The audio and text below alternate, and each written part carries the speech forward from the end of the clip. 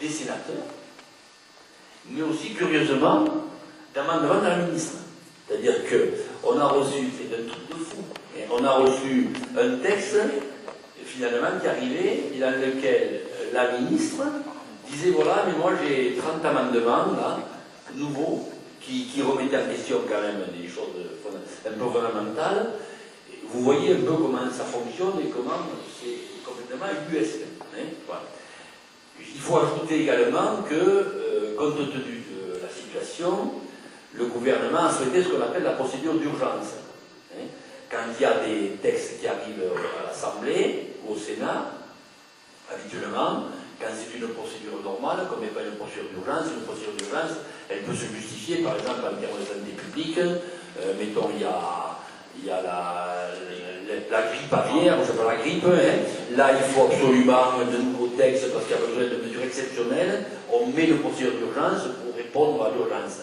Là, rien ne justifie l'urgence, au contraire. Donc, non, procédure d'urgence, entêté, procédure d'urgence. Ce qui veut dire que dans cette mécanique, quand il y a une procédure d'urgence, ça passe à l'Assemblée, ça passe au Sénat. Quand le texte est un peu différent, il y a ce qu'on appelle une commission mixte, on désigne 7 sénateurs et 7 députés, et c'est ces 14 personnes qui trouvent un compromis. Bon. Alors que dans une procédure normale, il y a ce qu'on appelle la deuxième lecture, c'est-à-dire il y a une navette, et le texte est rediscuté, et après la commission mixte vient après une deuxième lecture. On se donne le temps, le débat, nanana. Voilà. Donc on n'est pas dans cette stratégie-là aujourd'hui, on est dans la stratégie d'une procédure d'urgence. Donc on a été un certain nombre de sénateurs à hurler, bien entendu, dès l'ouverture de séance, en disant que c'était inacceptable, on ne pouvait pas mettre une procédure d'urgence dans un texte aussi capital pour l'année. Bon, on a voté, on a débattu, on n'en parle plus. Et donc l'appellation d'urgence est maintenue. Mais il se trouve que les amendements qu'a mis Bachelot, et surtout les amendements qu'ont mis les sénateurs, font que le texte est encore plus différent que le premier qu'avaient vu les sénateurs.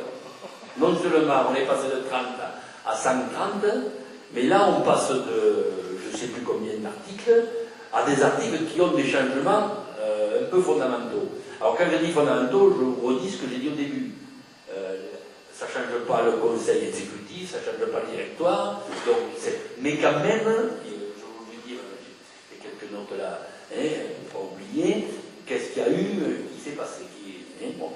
Et aujourd'hui, on a passé 200 et quelques amendements sur les 1500 qu'il va y avoir, donc ça va durer à mon avis 3 semaines. Et sur ces premiers amendements, il y a des positions extrêmement curieuses du gouvernement. C'est-à-dire que sur les amendements qui ont été repris par les sénateurs, qui étaient des amendements déposés par l'Assemblée, et les députés UMP, ou peu importe, mais les députés même de la majorité, s'étaient envoyés bouler. C'est-à-dire, pas question, pas d'amendement. Et il se trouve que ce genre d'amendements sont passés au Sénat, avec l'avis, pour certains d'entre eux, disons, par l'opposition du ministre. Ce qui rend les députés fous.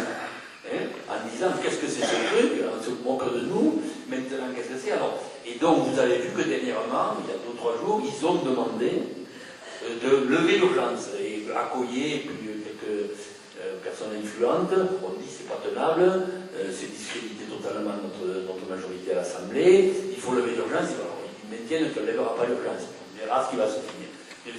C'est pour vous dire un peu. Je comprends que tu es là aussi pour penser nos plaies.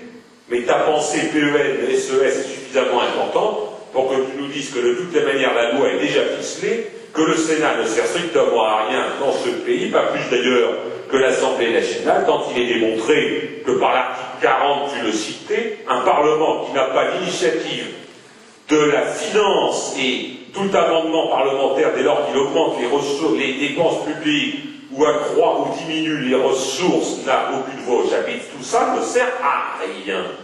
Et continuera à ne servir à rien. Donc il faut que nous sachions, la loi est définitivement appliquée avant même qu'elle n'ait été votée, je ne sais pas comment il faut l'écrire là aussi, les souvenirs de bêtes qu'on écrivait avec PEAU, mais voilà, il faut se dire, parce qu'il faut que nous organisions ce qui va suivre. Et on est là pour ça, parce que la loi est passée. Et elle est d'autant plus passée, et j'en termine là-dessus, en ce qui concerne le Sénat, tout ce qui est fait sont des combats d'extrême arrière-garde. L'essentiel de la loi, l'ARS, reste tel. Tu l'as dit toi-même, l'hôpital disparaît au profit d'établissements de santé qui permettra d'accoler plus rapidement le privé plutôt que le public. Tout ça, on sait. Donc ça ne sert à rien. Et il faut le dire, il faut qu'il sorte de nos rencontres que nous avons délibéré et décidé que la mobilisation citoyenne, républicaine, démocratique et égalitaire dans ce pays était évidente, non pas pour qu'elle conduise à la révolution, comme tu me le disais, ça on verra après, mais pour que les citoyens se mobilisent pour enfin substituer des prétendus représentants qui sont défaillants dans leur travail de représentation de l'intérêt général, de l'intérêt public et de leurs électeurs. Et si nous ne sommes pas capables de l'avoir au fond de nous-mêmes, de le communiquer et de le dire, et pas de la façon dont tu le fais non plus, eh bien, nous aurons une fois de plus loupé le combat. Et j'en termine là-dessus. Je ne suis pas un pessimiste par nature, mais je suis lucide. Et il faut l'être nous tous, car si nous ne sommes pas lucides, notre combat politique est déjà, dès la base, infecté.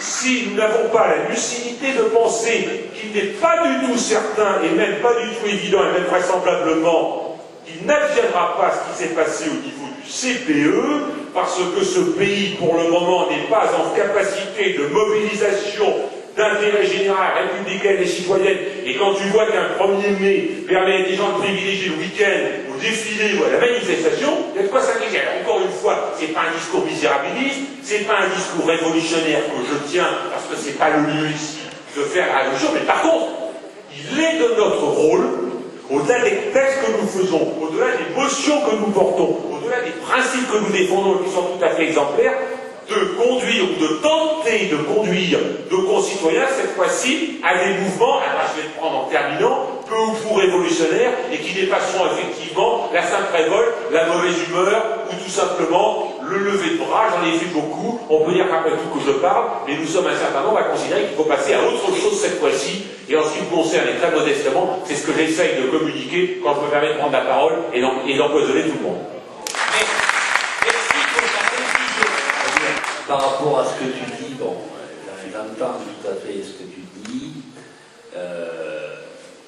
Moi, je n'ai jamais dit que le Sénat allait faire basculer les choses, ou l'Assemblée, etc. On ne va pas avoir un débat sur les parlementaires. Simplement, je pense que ce qui se passe au Sénat aujourd'hui, parce que bon, je le vis, je le vis la nuit même, je pense que ça va contribuer, d'une certaine façon, à faire en sorte que des gens se rendent compte, parce que, à la limite, on pourrait, si je mets dans ton sens, en disant, cet affreux lieu de réactionnaires fourbus, à moitié endormis, et qui fument des cigares et qui bouffent comme des ânes, dans ce lieu-là, il n'y ait plus qu'à voir une petite contestation d'une telle loi.